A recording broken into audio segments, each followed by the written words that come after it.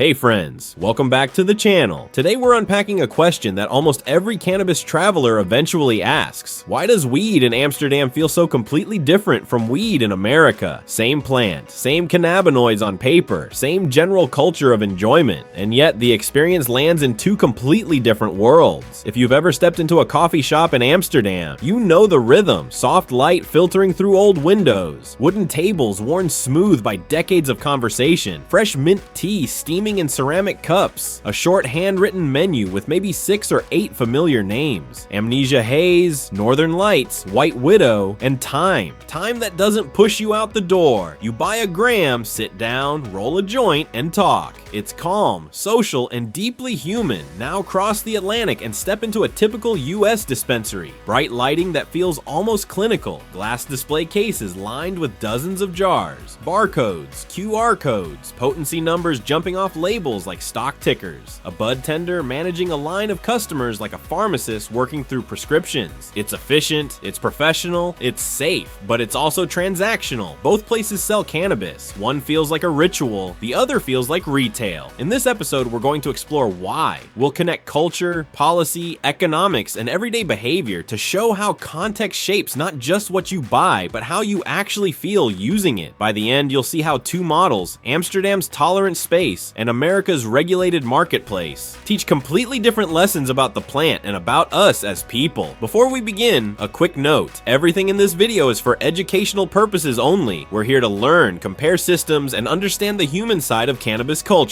We're not here to promote, prescribe, or encourage use where it's not legal. Always follow your local laws, and always practice responsibility and respect. Here's our plan for today. First, we'll lay a simple foundation: what coffee shops actually are, what dispensaries actually are, and why they evolved the way they did. Then we'll walk through the main idea, the cultural engine that makes Amsterdam feel integrated and America feel industrial. After that, we'll move into practical, real-world examples. What you'll see when you walk in, what you'll hear from staff, what you'll likely buy, and how your behavior changes depending on the room you're in. We'll cover common mistakes people make when comparing the two systems and how to avoid them. Finally, we'll wrap with clear takeaways that you can apply whether you're traveling, learning, or just curious about how to build healthier cannabis spaces where you live. Think of this like sitting with a friend who's been to both worlds and wants you to understand the why, not just the what. No hype, no judgment, just honest, useful insight. All right, grab your tea, take a breath, and let's set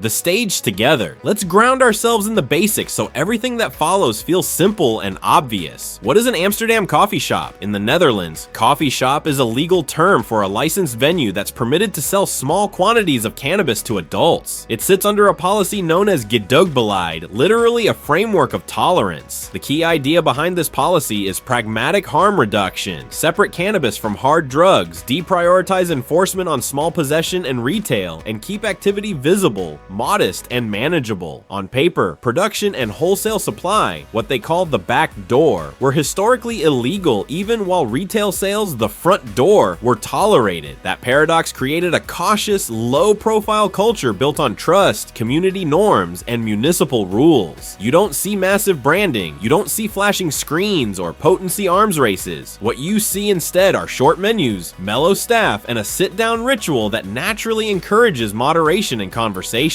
What is an American dispensary? In the US, dispensaries are retail businesses licensed under state law to sell cannabis. They exist inside a heavy compliance structure: track and trace seed to sale systems, lab testing, packaging and labeling rules, purchase limits, security cameras, taxes, lots of taxes. Even when the intent is adult use, the design language borrows heavily from medicine and pharmaceuticals. ID checks at the door, glass counters, product SKUs, QR codes, batch numbers, potency disclosures, standardized warning labels. This professionalization brings clear benefits: quality control, product information, recall mechanisms, and consumer safety. But it also frames the experience as a transaction to be completed rather than a social moment to be enjoyed. Why did they develop so differently? The timelines matter here. The Dutch shift toward tolerance began in the 1970s, anchored by a public health mindset. The goal was to reduce harm, keep the peace, and absorb cannabis into normal life. Culture had time to mature over decades. In the US, modern legalization rose out of the 1990s medical movement and expanded state by state throughout the 2010s with an economic and regulatory focus. Tax revenue, product safety, industry standards. Culture raced to keep up with law and enterprise, not the other way around. Two guiding metaphors help you remember this. A coffee shop is like a living room, a small shared space where behavior is moderated by community etiquette. You learn by watching others. The space itself teaches you to slow down. Dispensary equals pharmacy plus showroom, a clean, well-lit retail channel where behavior is moderated by rules and systems. You learn from labels and staff. The space teaches you to select and go. Why this foundation matters to you. If you're a traveler, understanding the frame sets expectations. If you're a consumer or caregiver, it clarifies why a product can be chemically identical on paper and yet feel completely different in practice. If you're a policymaker or entrepreneur, it shows you the levers that shift behavior, seating, menu design, caps on licenses, marketing norms, testing access, and purchase limits. The more you see the system, the easier it is to build spaces people actually trust. We'll keep the rest of this episode rooted in that simple picture. One model socializes cannabis inside everyday life. The other professionalizes cannabis inside regulated commerce. Neither is better at everything. Each has trade-offs that shape the mood, the pace, and the meaning of the experience. Now that we've set the table, let's dig into the main concept driving the difference you actually feel. Here's the heart of it. Environment shapes mindset. Mindset shapes experience. The same flower will feel different depending on the room, the expectations, and the social script around you. Amsterdam and the US write very different scripts. A. The social contract versus the compliance contract. Amsterdam's social contract is soft and human. Quiet rooms, shared tables, tea and juice, a short menu with familiar cultivars. The unspoken message is sit, breathe, talk, don't overdo it. The staff regulates through hospitality. They model behavior. They're not rushing you. They're not upselling. They're simply present. America's compliance contract is explicit and technical. Bright retail spaces, batch data, child-resistant packaging, measured transactions. The message is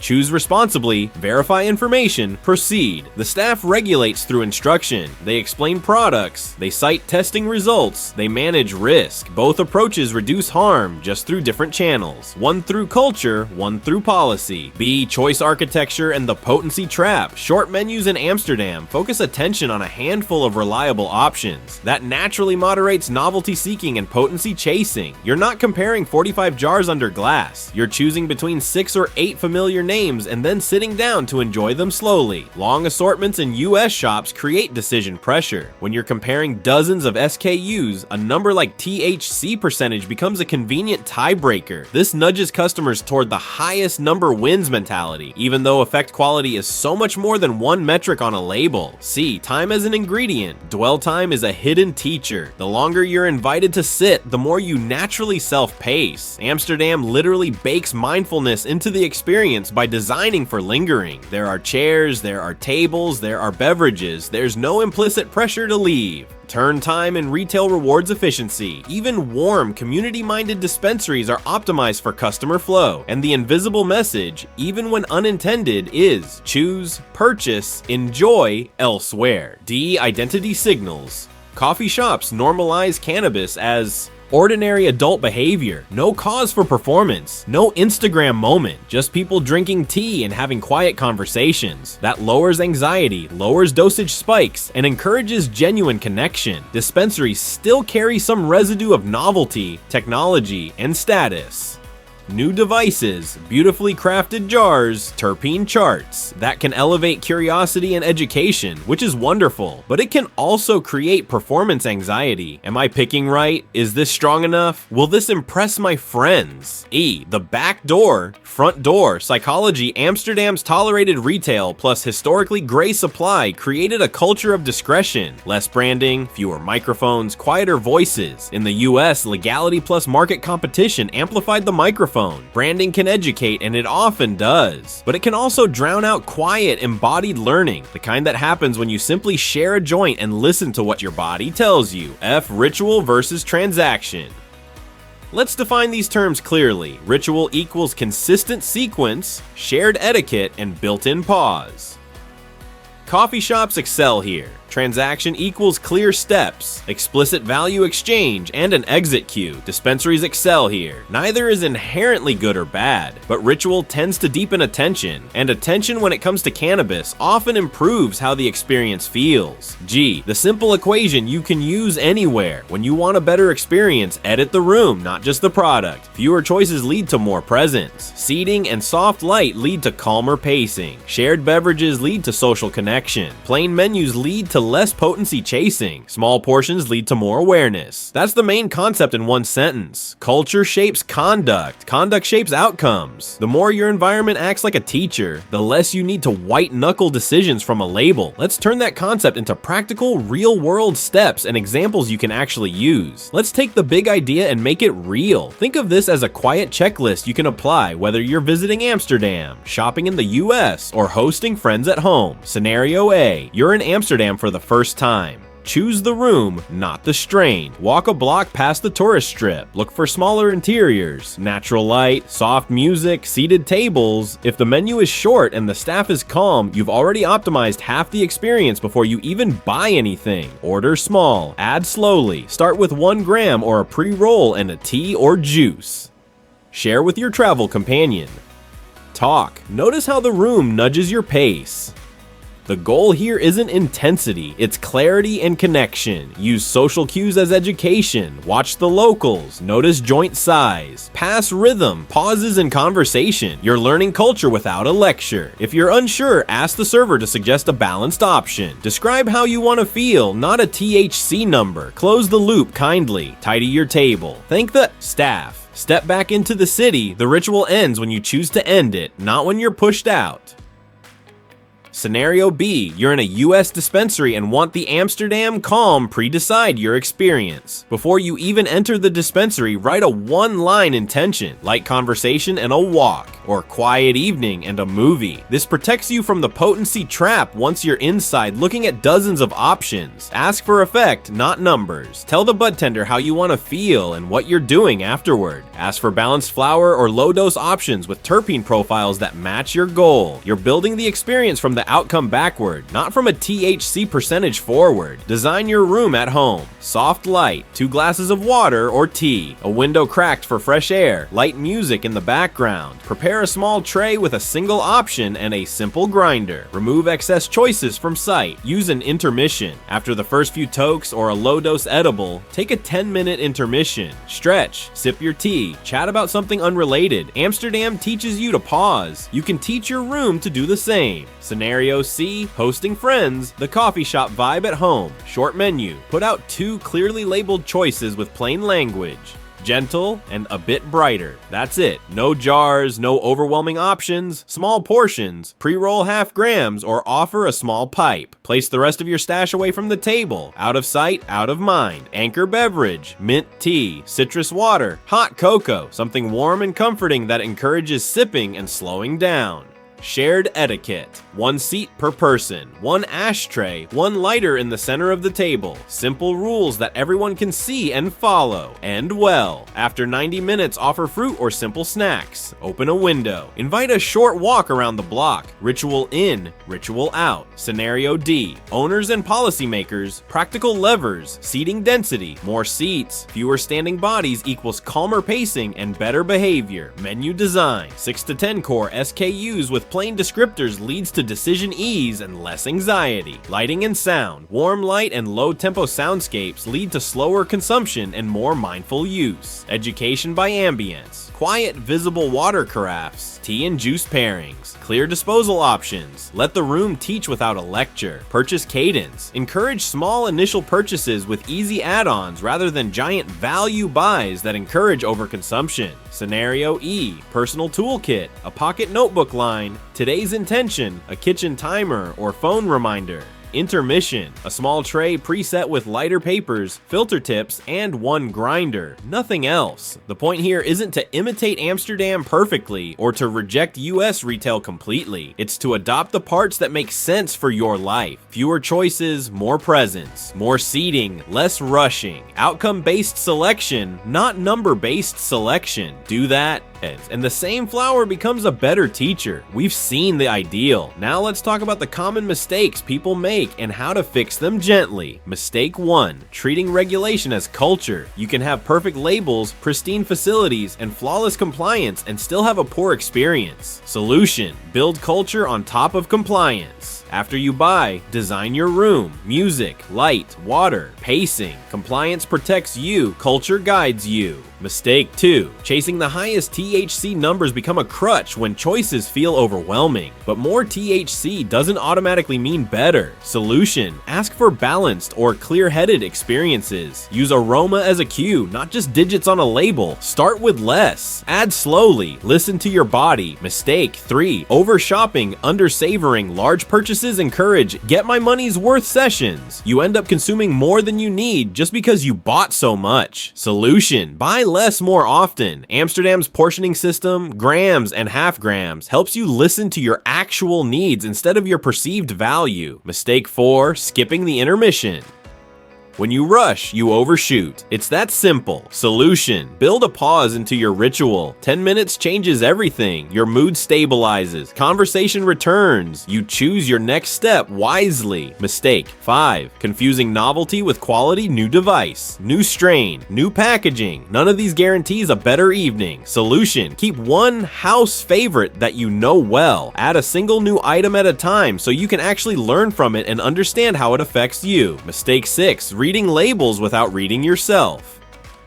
You can have the right terpene profile and the perfect THC percentage and still be dehydrated, hungry, or anxious. Solution: check the basics first. Water, light snack, a comfortable seat, a plan for the next hour, then decide on your product. Mistake 7. Ignoring etiquette sharing is part of the experience, but lighters vanish. Ash builds up, people talk over each other, the ritual falls apart. Solution: one lighter on the table, one ashtray per 2 people, one simple timing rule: if you're holding the piece, you speak last. Let others have the floor. Mistake 8. Expecting Amsterdam calm in a chaotic context downtown on a Friday night. Fluorescent lighting, loud TV blaring, and you're wondering why you feel wired instead of relaxed. Solution: own the controllables. Turn off the TV. Turn down the light. Close the door. Put on one playlist. Quiet spaces create quiet minds. Mistake 9. Over-medicalizing casual use or over-casualizing medical use. In the US, adult use can drift into overly clinical language. Medical needs can be downplayed in social settings. Both create confusion. Solution: be explicit about your purpose. If you're using it for sleep, pain, or appetite, say so. If you're using it for conversation and creativity, say that too. The clearer the purpose, the better the outcome. Mistake 10. Comparing systems as better versus worse instead of fit versus purpose. Amsterdam isn't perfect. US retail isn't soulless. Both have gems, both have flaws. Solution: ask yourself, what's the job to be done? If you need reliable dosing and product diversity, US frameworks shine. If you need pace, presence, and social learning, Amsterdam's etiquette is gold. Gentle troubleshooting guide.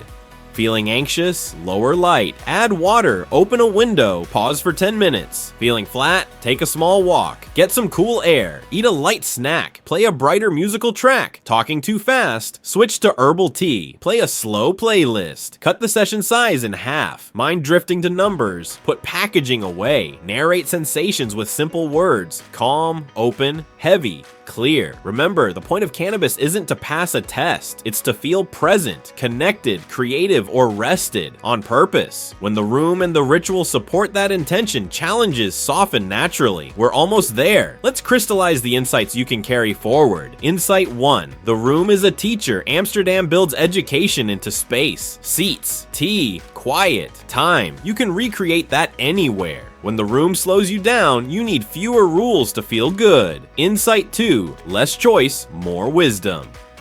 Short menus nudge presence. If your local reality is long assortments, pre-decide your outcome and cap your options to 2. Clarity beats novelty every time. Insight 3. Potency is not quality. THC percentage is a single instrument in an orchestra. If you judge music by volume alone, you'll miss the melody. Choose for effect and context, not just digits. Insight 4. Culture can be designed. Etiquette isn't accidental, it's modeled. Owners, hosts, and regulars can normalize water on the table, small portions, and soft cues. People copy what the room rewards. Insight 5. Regulation protects, ritual perfects. Testing and traceability are essential for safety, but they don't replace the human arts. Pacing, conversation, and attention build both, and outcomes improve dramatically. Insight 6. Purpose guides everything. A clear why makes good choices easy. Are we catching up after dinner? Brainstorming a creative project? Winding down after a long week? Choose the product and the setting from the purpose backward. Insight 7. Compassion over comparison.